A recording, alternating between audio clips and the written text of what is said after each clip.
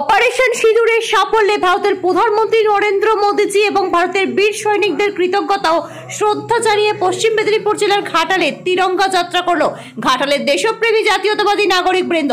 ঘাটালের রানীর বাজার থেকে শুরু হয়ে ঘাটালের ঘড়ির মোড়ে গিয়ে শেষ হয় আজকের এই তিরঙ্গা যাত্রা।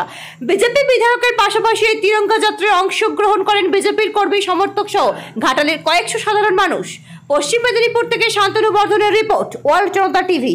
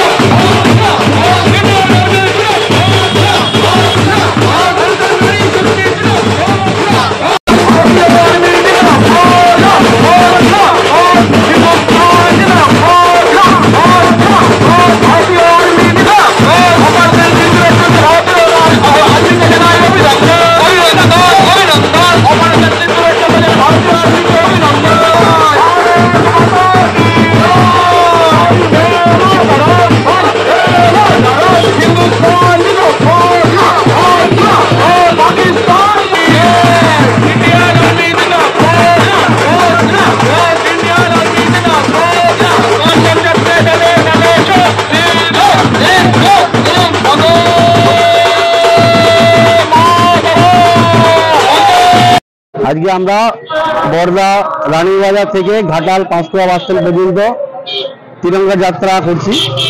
কারণ আপনারা জানেন পেহেলগাঁও গাঁয়ের যে 26 জন হিন্দুকে বেছে বেছে পাকিস্তানিরা খুন করেছিল, পাকিস্তানি জঙ্গিরা খুন করেছিল, তার বদলা নেবার জন্য গোটা ভারতবাসী মাননীয় প্রধানমন্ত্রী নরেন্দ্র মোদীজির কাছে আবেদন করেছিল।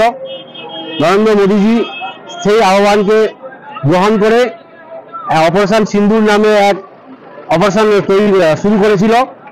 সেই জন্য আমরা তারই নির্দেশে আজকে আমরা তিরঙ্গা যাত্রার আয়োজন করেছি।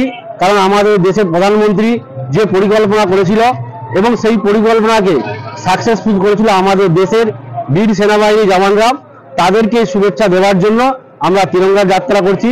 যেমন একদিকে আমাদের বীর সেনাবাহিনীদেরকে অভিনন্দন জানাচ্ছি, অপরদিকে আমাদের দেশের প্রধানমন্ত্রী যে পরিকল্পনা করেছিল, যে অপারেশনের নাম দিয়েছিল অপারেশন সিন্দুর, সেই অপারেশন সিন্দুর সাকসেসফুল হয়েছে। তাই আমরা অপরদিকে আমাদের দেশের প্রধানমন্ত্রীকেও ধন্যবাদ জানাবার জন্য আজকে এই তিরঙ্গা যাত্রা আয়োজন করছি।